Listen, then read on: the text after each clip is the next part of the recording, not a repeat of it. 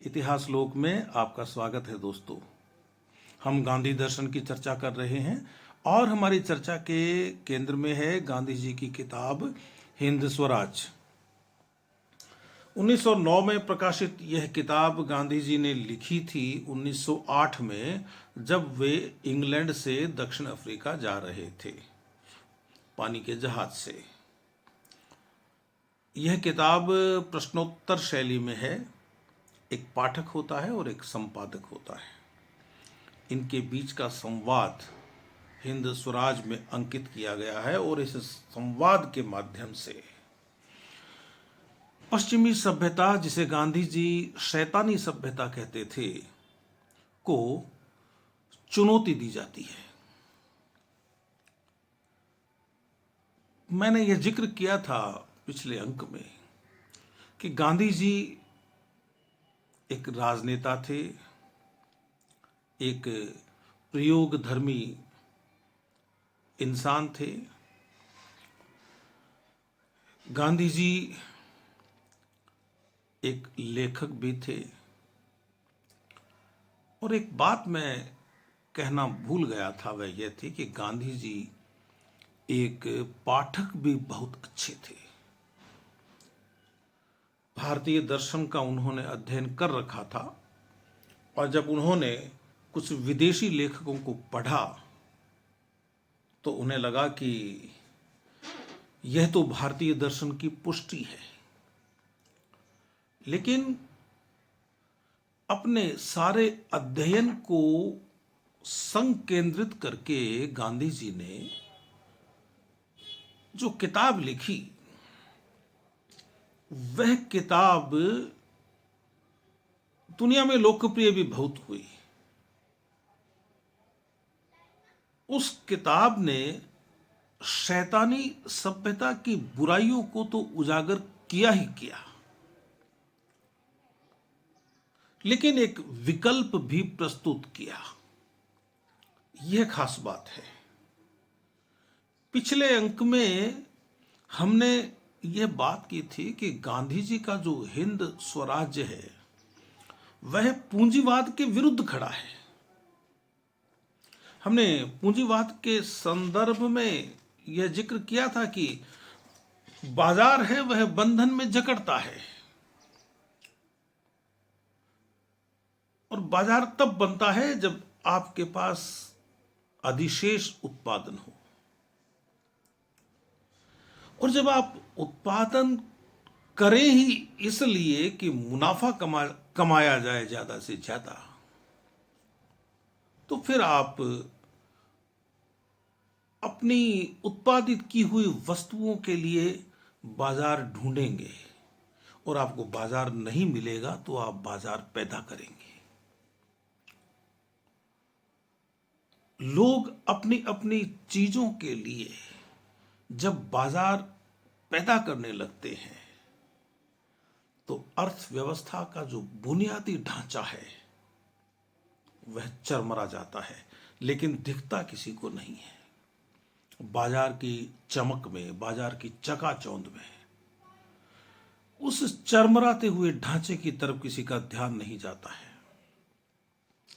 और एक समय आता है जब सब कुछ बिखर जाता है। लेकिन इस बात का पता तभी चलता है जब सब कुछ बिखर जाता है। उसके पहले हम लोग बाजार की भूल भुलैया में घूमते रहते हैं और अपना रास्ता भूलते रहते हैं। तो जब यह कहा गया कि पूंजीवादियों के द्वारा कि भाई बाजार को सरकारें नियंत्रित कर लेंगी, तो यह समझ में आया कि सरकारें कैसे नियंत्रित कर लेंगी बाजार को। सरकारें तो खुद बाजार की गोद में बैठती हैं, बाजार पर निर्भर है सरकारें, इसलिए सरकारें बाजार को नियंत्रित नहीं कर सकती। तो फिर यह खत्म कैसे होगा? गांधी जी का यह कहना था कि यह अपने आप तो जब खत्म होगा तब खत्म होगा, और उसमें पता नहीं कितना समय लगेगा। इसे हमें खत्म करना चाहिए और एक वैकल्पिक अर्थव्यवस्था के माध्यम से खत्म करना चाहिए, जिसमें बाजार हो सकता है लेकिन बाजार की हिंसा नहीं हो सकती। उत्पादन होना चाहिए, उत्पादन हो सकता है लेकिन इतना उत्पादन न हो कि आपको बाजार बनाने पड़े, आपको मांग उत्पन्न करनी पड़े। तो काफी बातें हुई थी अपनी पिछले अंक में इस पूंजीवाद के संदर्भ में। अब पूंजीवाद तो खारिज हो गया, गांधी जी की दृष्टि में पूंजीवाद बेकार है। और यदि हम भारतीय दर्शन की ओर देखें तो भी पूंजीवाद का कोई मतलब नहीं है। जिस देश में यह कहा गया हो कि अकेला खाने वाला पापी होता है, वह पाप खाता है, ऋग्वेद का जिक्र मैं कई बार करता हूं। जिस देश में त्याग के साथ भोग करने की बात कही गई हो, जिस देश में इस पूरी वसुंधरा को कुटुंब समझा गया हो, ये जो वैश्वीकरण, ये जो भूमंडलीकरण आप देखते हैं, सुनते हैं, यह कृत्रिम है। इस तरह का वैश्वीकरण नहीं चाहिए हमें, जिसमें यदि भारत के लोगों पर कोई पीड़ा गुजरती है और यूरोप के लोगों की आंखों में पानी नहीं आता है, तो किस तरह का वैश्वीकरण है ये। यूरोप में कोई दुर्घटना घटती है और एशिया के लोगों की आंखें नम नहीं होती, तो किस तरह का भूमंडलीकरण है। यह जो भूमंडलीकरण आप देखते हैं, सुनते हैं, यह बाजार का भूमंडलीकरण है। और इस बाजार से जो असंतोष पैदा हुआ, इस असंतोष को खत्म करने का एक रास्ता मार्क्स ने बताया, एंजल्स ने बताया, जिसे हम मार्क्सवाद के नाम से पढ़ते हैं। और अचंभे की बात तो यह है कि मार्क्स के बाद लोगों ने जिस तरह मार्क्सवाद को उठाया, जिस तरह से मार्क्सवाद को प्रस्तुत किया, और बाद में वह जो प्रस्तुतिकरण था वही मार्क्स दिखने लगा, उसी में हमें मार्क्स नजर आने लगा, वह सही नहीं था। दुनिया के सामने जो स्वरूप आया मार्क्सवाद का, वह यह आया कि शक्ति के बूते लोग इकट्ठे हो जाएं, गरीब लोग इकट्ठे हो जाएं और वे अमीरों पर धावा बोल दें, राजाओं पर धावा बोल दें, उनको मार डालें, उनको काट डालें और फिर ऐसा शासन स्थापित करें जिस शासन के अंतर्गत हर चीज पर नियंत्रण सरकार का हो और वह सरकार समता की भावना से काम करे, लोगों में वितरण की व्यवस्था ऐसी करे कि सबको बराबर मिल जाए और सब सुखी हो जाए। मार्क्सवाद और गांधीवाद, और मैं यदि यह कहूं कि हमारा वैदिक दर्शन और मार्क्सवाद एक ही लक्ष्य को लेकर आगे बढ़ने वाले सिद्धांतों का पोषण करते हैं। दुनिया में सभी बराबर हो जाएं। हमारे ऋग्वेद का ऋषि भी यही कहता है, हमारे उपनिषदों के जो वैज्ञानिक हैं वे भी यही कहते हैं, हमारे पुराणों के जो कथाकार हैं वे भी यही कहते हैं, महाभारत के माध्यम से कृष्ण यही कहते हैं, इससे पहले या इसके साथ रामायण के माध्यम से राम यही कहते हैं। और जब विवेकानंद यह कहते हैं कि जब तक इस दुनिया में एक कुत्ता भी भूखा है, आपको पेट भरकर खाने का अधिकार नहीं है, तो भी यही कहते हैं कि दुनिया में समानता होनी चाहिए, हर जीव का आदर होना चाहिए। और गांधी भी यही कहते हैं। गांधी से पहले मार्क्स भी यही कहकर गए कि सबको बराबरी पे लाना है। फर्क क्या है? फर्क यह है कि जो मार्क्स के जो अनुगामी थे, उन्होंने उसका जो रास्ता चुना,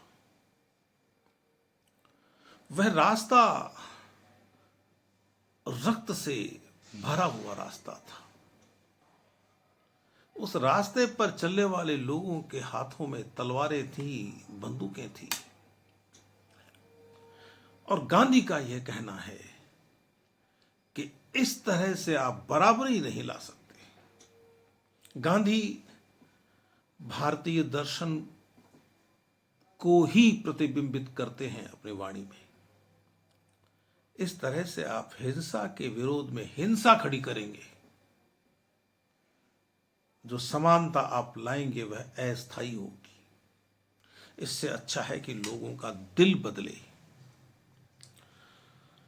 तो जो मार्क्स का जो रास्ता आया, वह असल में पूंजीवाद के विरोध में था, वह राजशाही के विरोध में था। राजशाही तो इस दुनिया से लगभग चली गई, लेकिन उसका नया रूप सामने आ गया। दुनिया से राजशाही चली गई, लेकिन दुनिया में जो गरीब है, राजा चला गया, लेकिन जो रंक है, उस रंक की सुनी जा रही है क्या? और क्या जितने भी रंक हैं, जितने भी गरीब हैं, सभी की सुनी जा रही है क्या? उन गरीबों की भी सुनी जा रही है क्या जिनको अपनी गरीबी का भान ही नहीं है, जो बोलते ही नहीं है? लेकिन इंसान तो वे भी हैं। ये हो रहा है क्या? ये नहीं हो रहा है। तो फिर आपने क्या लड़ाई लड़ी? आपने शक्ति के बूते दुनिया में कुछ बड़ी घटनाएं संपादित की। रूस बनाया, बड़ा रूस बनाया। उस रूस का क्या बना? रूस तो पूंजीवादी हो गया। चीन आज आपको कैसा दिखता है? आज दुनिया से चीन प्रतिस्पर्धा कर रहा है, तो वह क्यों कर रहा है? रूस में है क्या मार्क्सवाद? चीन में है क्या मार्क्सवाद? नहीं है। वे देश जो मार्क्स के नाम पर खड़े हुए थे, वे या तो पूंजीवादी हो गए हैं या गरीबी के गर्त में पड़े हैं। तो फिर उस हिंसा के रास्ते पर चलने से क्या मिला? आप ये कहते हो कि उत्पादन की जो अधिकता है उसको नीचे के स्तर पर यदि ले आया जाए तो समानता स्थापित हो जाएगी। बल के बूते, संगठन के बूते, निम्न वर्ग के जागने के बूते। लेकिन यह हो नहीं सकता। आप सब कुछ राज्य के नियंत्रण में दे देंगे, फिर भी उत्पादन नीचे के स्तर पर नहीं आएगा, क्योंकि वह ज्यादा है। आपने अपने देश में ऐसा कर लिया कि जो उत्पादन है उसको हम नीचे के स्तर तक ले जाएंगे, लेकिन जो बचेगा उस माल को आप कहां बेचेंगे? आप किसी दूसरे देश में बेचेंगे, उसका शोषण करेंगे। तो यह संभव नहीं है इस रास्ते से। और हिंसा के रास्ते से आप कह रहे हो कि हम पूंजीपतियों को खत्म कर देंगे। यदि आपने कल्पना कीजिए कि दुनिया के सारे सारे पूंजीपतियों को खत्म कर दिया है, तो मजदूर क्या खाएगा? चीजों को नियोजित करना चाहिए या चीजों को नष्ट करना चाहिए? यह बड़ा प्रश्न है। फिर आप वर्ग संघर्ष की बात करते हैं। गांधी जी चीजों को नियोजित करने की बात करते हैं, और जितना जरूरत है उतना ही उत्पादित होना, चीजों का उत्पादित किया जाना, चीजों का वह नियोजन ही है। आप हिंद स्वराज को पढ़ लीजिए। फिर दूसरी बात यह कि वर्ग संघर्ष से यह संभव है बराबरी, जहां एक वर्ग है और आपके प्रतिपक्ष में दूसरा वर्ग है। इस संघर्ष का क्या बनेगा? आप पूंजीपतियों को नष्ट कर देंगे, एक बार कर देंगे, लेकिन वे फिर खड़े हो जाएंगे और आपके बीच में से ही खड़े हो जाएंगे।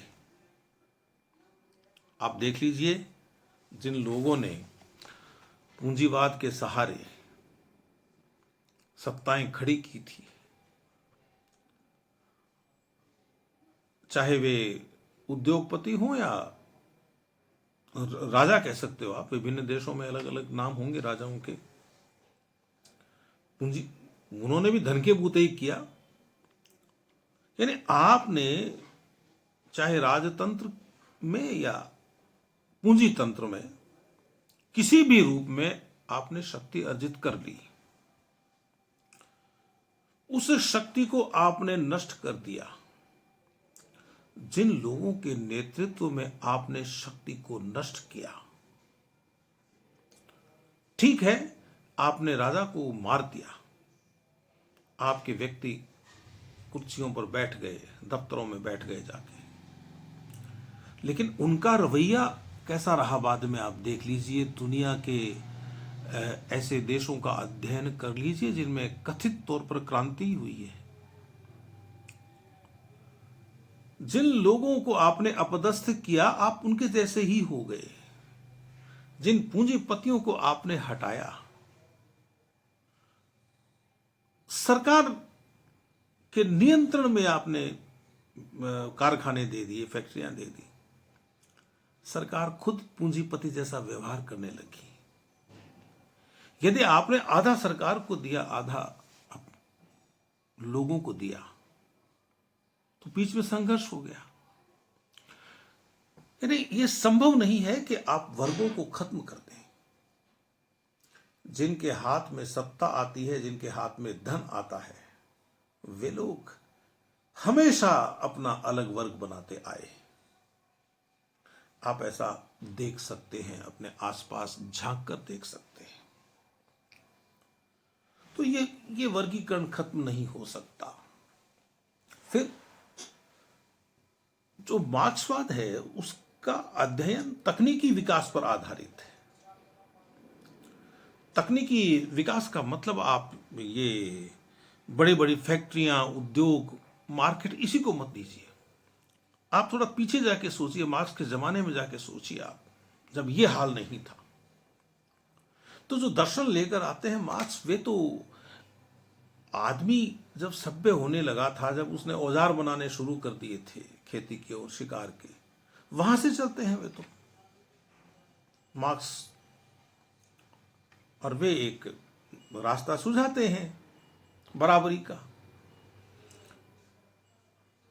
अब आप जब तकनीक पर आधारित अध्ययन कर रहे हैं, तो अब जो तकनीकें आई हैं, इन तकनीकों को नष्ट करने की बात तो आप करेंगे ही नहीं। आप तो ये कहेंगे कि तकनीकें ठीक है। यदि 5,000 आदमियों का काम 50 आदमी कर रहे हैं तो ठीक है, लेकिन मुनाफा बराबर बंटना चाहिए, आप तो ये कह रहे हैं। तो जो बाकी के लोग हैं, 5,000 में से आप 50 आदमी घटा दो, उन लोगों के उस अधिकार का क्या होगा जिसके तहत उनको मेहनत करके कमाने का अधिकार है?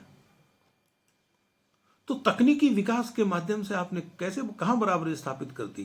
क्या आप उन लोगों को घर बैठे भोजन देंगे, कपड़ा देंगे, मकान देंगे? और देंगे तो क्या वे लेंगे, और वे ले लेंगे तो उनकी अगली पीढ़ियों का क्या होगा, वे कितनी निकम्मी हो जाएंगी, आप सोचिए।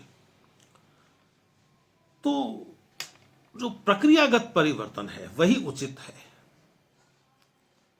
धीरे धीरे हुआ परिवर्तन और लोगों के मन से हुआ परिवर्तन, यह हिंद स्वराज कहता है। तो जो दो बड़े विकल्प हैं दुनिया के सामने, एक पूंजीवाद और एक मार्क्सवाद, और इन दोनों ही जो दर्शनों को यदि अपन गहराई से देखें, पूंजीवाद को और मार्क्सवाद को, तो निश्चित रूप से किसी के हाथ में पूंजी केंद्रित हो जाती है तो किसी के हाथ में सत्ता केंद्रित हो जाती है। सत्ता और पूंजी का गठजोड़ कभी गरीब का भला नहीं होने देता।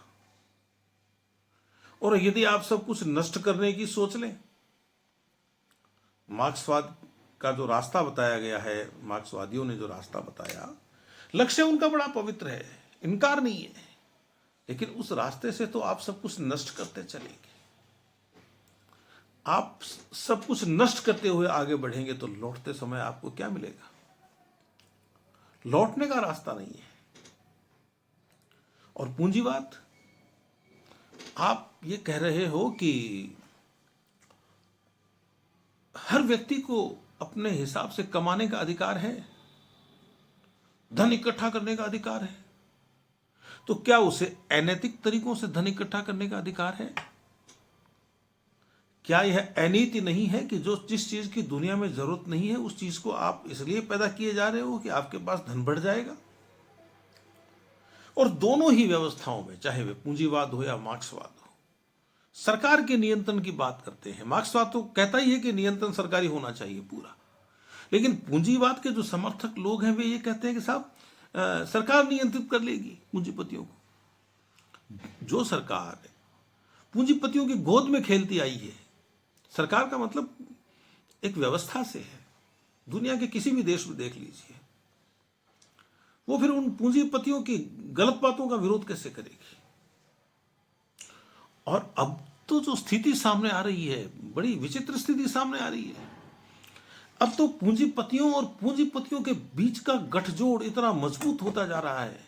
एक देश की कंपनी, दूसरे देश की कंपनी, तीसरे देश की कंपनी, चौथे देश की कंपनी, ये मिलके काम कर रही है। कोई सरकार क्या बिगाड़ लेगी इनका? क्योंकि ये तो अपनी जो देशों की सीमाएं हैं उनसे बाहर जाके काम कर रहे हैं। कोई भारत का पूंजीपति यदि अमेरिका में धन कमा रहा है और अवैध तरीके से कमा रहा है तो आप कुछ नहीं कर सकते उसका, यहां बैठे उस पर अमेरिका के कानून लागू होंगे। तो इन दोनों ही व्यवस्थाओं में सत्ता की भूमिका लोक कल्याण की नहीं हो सकती। लोक कल्याण की बात करना अलग चीज है, लोक कल्याण का होना एक अलग चीज है। तो गांधी जी ने विकल्प दिया कि भाई एक ऐसा समाज बनना चाहिए जो हो तो ऐसा कि जिसमें सभी लोग बराबरी पर हों, सभी को बराबर मौका मिले। कोई ज्यादा कमाना चाहे तो कमाए, अनैतिक तरीके से नहीं कमाए, और जो वह ज्यादा कमाए वह वापस लौटाए। अब कोई कह देगा सब वापस क्यों लौटाए, कमा क्यों रहा है? तो उसको यह समझाना पड़ेगा कि तू कमा रहा है लेकिन तू अपने लिए नहीं कमा रहा, इस समाज के लिए कमा रहा है, और यही तेरी प्रतिष्ठा है, यही तेरी योग्यता है। इसी वजह से तू दूसरों से अलग है कि तू ज्यादा कमा रहा है और समाज की सेवा कर रहा है, देश की सेवा कर रहा है। यह उपलब्धि है तुम्हारी। तुम्हारी उपलब्धि तुम्हारा बैंक बैलेंस नहीं है, या तुम्हारा 40 मंजिल का भवन नहीं है, या तुम्हारे पास 10 हेलीकॉप्टर हैं, या आपके पास 1000 गाड़ियां हैं। यह नहीं है आपकी प्रतिष्ठा। ये समझाना पड़ेगा। आपकी प्रतिष्ठा कमाने में है, लेकिन आपकी प्रतिष्ठा उस कमाए हुए को त्याग के साथ भोग करने में है। यह करना पड़ेगा। इसके लिए चाहे कितना ही समय लग जाए, कितना ही लंबा रास्ता तय करना पड़े, लेकिन रास्ता यही है। और गांधी जी यदि ये कहते हैं गांधी जी कि यदि लोगों के समझ में आ जाए ये बात, तो ज्यादा समय भी नहीं लगेगा। व्यक्तिगत रूप से लोग अहिंसक होते हैं, इसे सामूहिक रूप से व्यक्तिगत रूप से लोग जिस भावना से काम करते हैं, त्याग करते हैं, त्याग की इस भावना को सामूहिक रूप से लागू करना होगा तो जल्दी हो जाएगा। तो गांधी जी का ये कहना है कि आधारभूत नैतिकता नहीं छूटनी चाहिए। आपके सीने पर आपका हाथ हमेशा होना चाहिए कि किसी का हक तो नहीं मार रहे हैं आप, ये बहुत जरूरी है। यही आधारभूत नैतिकता है। अब ये जो बाजारवाद है, भूमंडलीकरण है, इसमें आधारभूत नैतिकता नहीं है। नैतिकता इसमें है लेकिन अलग तरह की नैतिकता है। हमने ऐसी नैतिकता देखी है कि करोड़ों का माल बिना अग्रिम दिए हुए बिना पहुंचा दिया जाता है और पैसा भी आ जाता है, धन भी आ जाता है, या बदले में माल आ जाता है, सब कुछ बढ़िया चल रहा है दुनिया में। लेकिन इस नैतिकता का क्या बनना है? ये तो व्यावसायिक नैतिकता है। यदि आप ये नैतिकता नहीं रखेंगे तो आप कमा पाएंगे, न सामने वाला कमा पाएगा। तो इसलिए गांधी जी ने कहा है कि भाई एक ऐसा समाज बने जिसमें हिंसा न हो, जो प्रेम पर आधारित हो। और इस व्यवस्था में यह कतई संभव नहीं है, शैतानी सभ्यता के रहते यह संभव नहीं होगा, जो मशीन पर आधारित सभ्यता है और मशीन ने लोगों का रोजगार छीन लिया है। वे कहते थे कि ये जो संसदीय राजनीति है ये तो बांझ है, आप निरपेक्ष हो ही नहीं सकते किसी हैसियत में जाने के बाद। राजनीति को तो गांधी जी ने वेश्या तक कहा था कि उसका कोई ठिकाना नहीं है।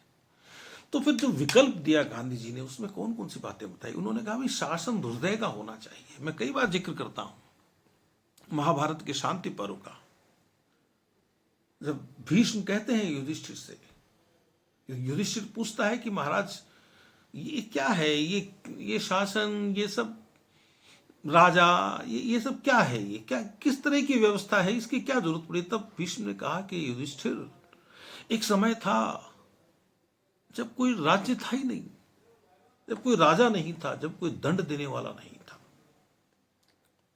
कोई न्यायाधिपति नहीं था। सब लोग अपने अपने धर्म के अनुसार दूसरों की रक्षा करते थे और वे स्वयं पर शासन करते थे। यह है हृदय का शासन। आपके पास खूब ज्ञान है, ज्ञान आपने ले लिया और उस ज्ञान को आप किसी को दे नहीं रहे हैं, दूसरा ज्ञानी न हो जाए तो आप हिंसा कर रहे हैं। आपका हृदय इतना कोमल होना चाहिए, इतना उदार होना चाहिए कि आप ये सोचें कि ज्यादा से ज्यादा लोगों को मैं सिखाऊं। मत केवल धन की बात नहीं है। आप यदि ये सोचते हैं कि आपने अपने चिंतन से, आपने अपने ज्ञान से ये समझ लिया है कि ईश्वर क्या है, ईश्वर की अवधारणा क्या है, लोगों को समझाइए। आप खुद बहुत सम्मानित हो गए हैं, लेकिन आप दूसरे को अपमानित करते हैं, अपमानित नहीं करते हैं और उसका सम्मान भी नहीं करते हैं। एक ही बात है, आप वह कीजिए, वह हृदय का शासन है। एक बड़ी सभा में मैं बहुत बड़े आसन पर बैठा हूं, मुझे मालाएं पहनाई जा रही हैं और जो दूसरे लोग हैं वे नीचे बैठे हैं और आप फूल कर कुप्पा हो रहे हो। हम सम्मानित हैं, हमारा कितना सम्मान है, आपका कितना सम्मान है? वो जो लोग वहां बैठे हैं उनके बिना आपका कोई सम्मान नहीं है। सम्मान तो हमें एक बच्चे को भी देना पड़ता है।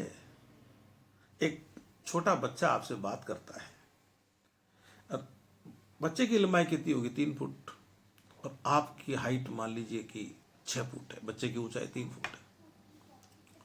वह जब आपसे बात करता है, उसकी बात आप कैसे सुनते हो? या तो आप जमीन पे बैठते हो उस बच्चे के बराबर, तब वो महसूस करता है हां ये मेरी बात सुनेंगे। आप ये कहो कि तू तेरा मुंह ऊपर कर और मैं मेरा मुंह और ऊपर कर लेता हूं, बोल, ये हृदय की आवाज नहीं है, अन्याय है। आप सहज रूप से बैठ जाते हैं, आप हत्यारे होंगे, आप चोर होंगे, लेकिन बच्चा सामने आता है तो आप झुककर बात करते हैं, बेटा क्या चाहिए, क्या कह रहे हो, और बच्चा प्रसन्न हो जाता है क्योंकि आपने उसको सम्मान दिया है उसके बराबर जाके। और या आप क्या करते हैं, बच्चे को गोद में उठा लेते हैं, अपने से ऊंचा कर लेते हैं, हमसे ऊंचा कर लेते हैं बच्चे को। आप देखिए कितना प्रसन्न होता है। अबोध है वो, फिर भी आपका सम्मान पाकर प्रसन्न है वो। मुझे खुद से ऊंचा बनाया, यह वो समझ रहा है। यह हृदय का शासन है। आपको पता ही नहीं चलता है, आपका हृदय आपको शासित कर रहा है और आप जमीन पे बच्चे के बराबर बैठ जाते हैं, आप बूढ़े के बराबर बैठ जाते हैं, वृद्ध व्यक्ति के बराबर बैठ जाते हैं। ऐसा होता है, लेकिन ये बहुत कम होता है। ये हमारी आदत होनी चाहिए, हमारा स्वभाव होना चाहिए। अब आप कह देंगे कि आप ऐसा कह रहे हैं, आप करते हैं क्या?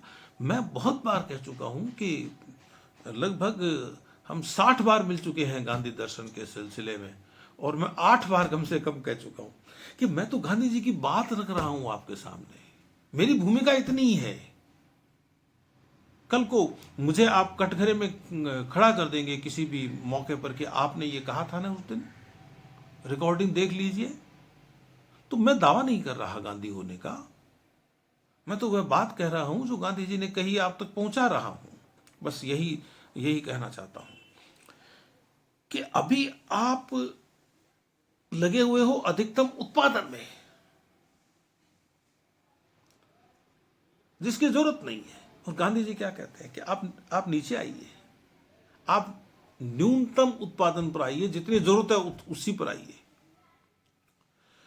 आप इस समय मुनाफा कमाने के चक्कर में हिंसक होते जा रहे हैं, लोगों के रोजगार खाते जा रहे हैं, नई नई मशीनें ला रहे हैं। गांधी जी कहते हैं कि नहीं, अहिंसक होइए, ज्यादा से ज्यादा लोगों को रोजगार दीजिए, समायोजित कीजिए अपने काम में। ये फर्क है। कृत्रिम मांग को पैदा मत होने दीजिए। फिर स्वदेशी होना चाहिए। स्वदेशी का मतलब यह है कि किसी 150-200 किलोमीटर के क्षेत्र में जो चीजें उत्पादित हो रही हैं वे उसी इलाके में खप जाएं, और बचे तो फिर पास वाले में चली जाए। ऐसा नहीं कि आपके यहां हल्दी ज्यादा उत्पादित हो रही है, अच्छी हल्दी है, आपने सारी हल्दी को पैक किया और आपने विदेश भेज दिया। ये नहीं होना चाहिए। तो 3 चीजें हो गई ना, हृदय का शासन हो, और अधिकतम अहिंसा हो, और इसके अलावा स्वदेशी हो। ये आधार है। और फिर ये जो तकनीक है, गांधी जी तकनीक के विरोधी नहीं है। आप पढ़िए हिंद स्वराज को, वे कहते हैं कि भाई तकनीक, आप अच्छा हल बनाइए ना, आपको कौन मना कर रहा है। एक अच्छी तकनीक से आपने एक अच्छा हल बनाया, वह हर व्यक्ति के पास पहुंच सकता है, हर व्यक्ति को काम मिल रहा है, उत्पादन भी ज्यादा हो जाएगा, पेट अच्छा भरेगा। लेकिन आप ऐसा नहीं कर सकते कि एक मशीन पर 5 आदमी काम करें और वे 500 लोगों का रोजगार छीन लें। ये तकनीक का अहिंसाकरण नहीं है, ये तकनीक का हिंसक रूप है। यह नहीं होना चाहिए। फिर इसके अलावा एक बात, गांधी जी का जो भी भाव है हिंद स्वराज्य में जो निकल कर आता है भाव, वह आध्यात्मिक भाव है। उनके दर्शन में आध्यात्मिकता है, उनके दर्शन में कोरा दिमाग नहीं है, दिल भी है। और वे चेतावनी देते हैं, वे कहते हैं कि ये शैतानी सभ्यता है, ये नष्ट करेगी भी और नष्ट होगी भी। और फिर जितने लोग बचेंगे उनका जीवन बड़ा दुखमय हो जाएगा। कामायनी में प्रसाद कहते हैं ना, चिंता सर्ग में, कि हिमगिरी के उतुंग शिखर पर बैठ शिला की चाह, एक पुरुष भीगे नयनों से, देख रहा था प्रलय प्रवाह। एक आदमी प्रलय को देखेगा। कहने का मतलब है कि कम लोग बचेंगे, कम लोग देखेंगे, उन्हें एक नई दुनिया खड़ी करनी पड़ेगी। तो क्यों न जो दुनिया है उसी को सुंदर बनाया जाए। हमें ये समझना चाहिए कि गांधी जी का जो हिंद स्वराज है निश्चित रूप से एक सपना लगता है, लेकिन उस सपने की बुनियाद धरातल है, धरातल पर है उसकी बुनियाद। आप चाहेंगे तो देख पाएंगे। तो ये हमने गांधी जी के हिंद स्वराज की चर्चा की, और उसमें हमने ये देखा कि पूंजीवाद और मार्क्सवाद के विकल्प में गांधी जी अपनी एक व्यवस्था देते हैं।